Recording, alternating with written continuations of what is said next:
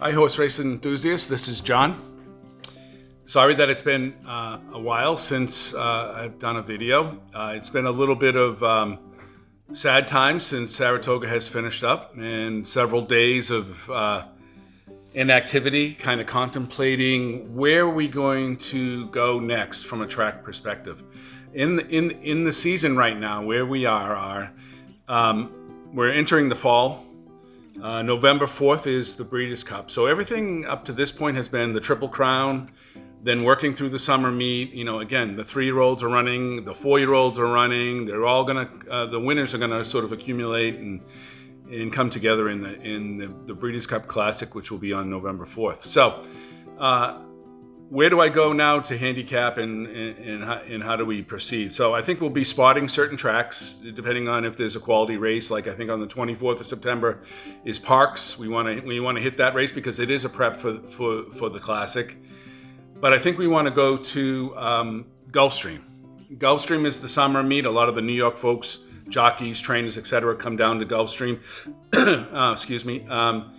So let's get used to it. It's a unique track in that it has 3 surfaces. It has your regular dirt, which is a little bit sandy because you're in South Florida after all. It has the turf, and then it has the all-purpose track, which is called, the name of this track in particular, this all-purpose track is Tapeta. So I'm going to go there, going to start that process. They have the championship meet coming up in the winter, starting in January. You have the Pegasus, you have the Holy Bull, you'll have the Florida Derby. There's a lot of great meets there, so a lot of good races there. So we're going to start, looking at that, getting a better feel for the jockeys, getting a better feel for the surfaces, and I think that will probably be good for us. So with that, I want to do 2 things. Later today, we're going to do a video on Flightline's victory last Saturday. Flightline is probably the odds-on favorite going into the Breeders' Cup at this point, and we'll get. I don't want to foretell that, but we'll get into that in a bit. But now, what I want to do is just give you a quick a quick race summary on race 10 at Gulfstream. I have a couple of picks I think are going to be worthwhile, and then look for our video later today on Flightline. People are comparing Flightline to Secretariat, I think prematurely, but understandably, because that 19th length win was just remarkable and it's special. So with that, let's go into race 10 at Gulfstream. Going to be a little bit nuanced here, right? I don't understand the jockeys as much. I don't understand the trainers as much. The surface is a little bit different. I'm not so great at handicapping Tapeta just because it's experience, but let's take a look at it. So race 10 is 1 1/16 on the Tapeta surface. There are a good amount of horses here, 11 horses, assuming there's no scratches today. Now, the weather here on the west coast of Florida is very rainy. I don't know how it is on the east coast of Florida, down in South Florida, but I'm assuming all-purpose track will have little, if any, impact on it.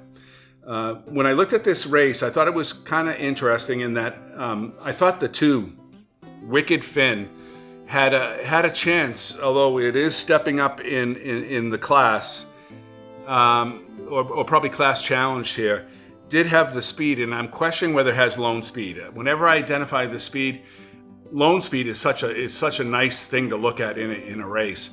Lone speed means this horse has a potential to go and get out and to win, and maybe that's the bet. I think one thing, the jock on that horse is Mike Menace.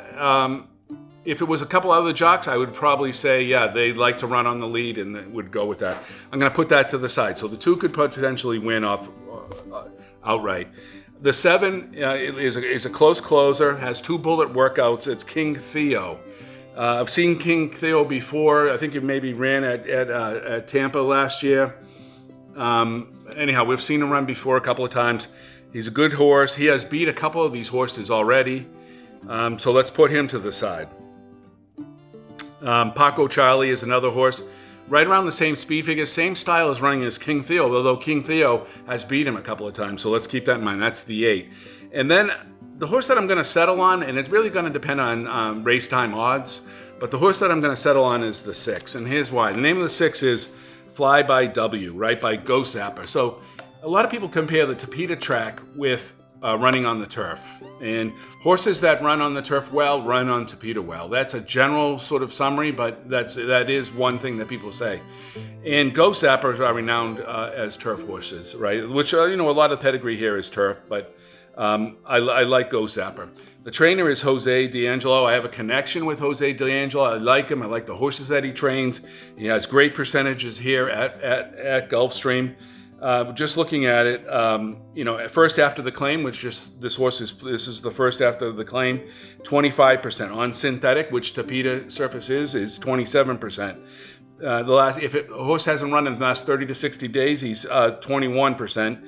In route races, which this is, he's 21%. So most of the enthusiasts out there know that my criteria as it relates to training statistics is if you're 15% or more across all those categories, then that's a wager. This horse here is 20 or above, and in some cases 25 or above in all of these categories. So that's really a big signal to me. Has run in 81, which is 80 is the buyer par, or 81 is the buyer par here. So he runs his best race, he should be there. Workouts, he has a 47, which was a bullet workout, so he does well with a couple of the 3 furlong races, workouts. But I believe that any thoroughbred racehorse should run a 3 furlong race or training very well.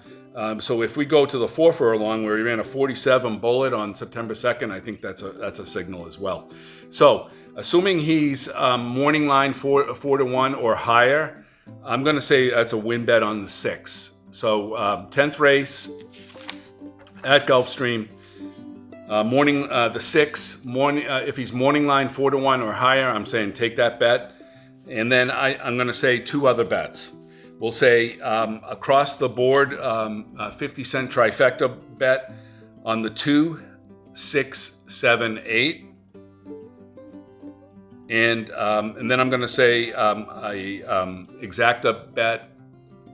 Let's say $2 exacta box, 6, 7. So again, it's win bet on the 6th if he's 4-1 or more. I'm saying a 50-cent box trifecta, 2, 6, 7, 8, and then I'm saying a $2 exacta box, 6, 7. So I hope that helps enthusiasts. New track, new meet. Let's get excited for the Breeders' Cup. Look for our video later today on Flightline in the Breeders' Cup. If you like these videos, please subscribe, please like, and good luck at the track today. Thanks. Bye.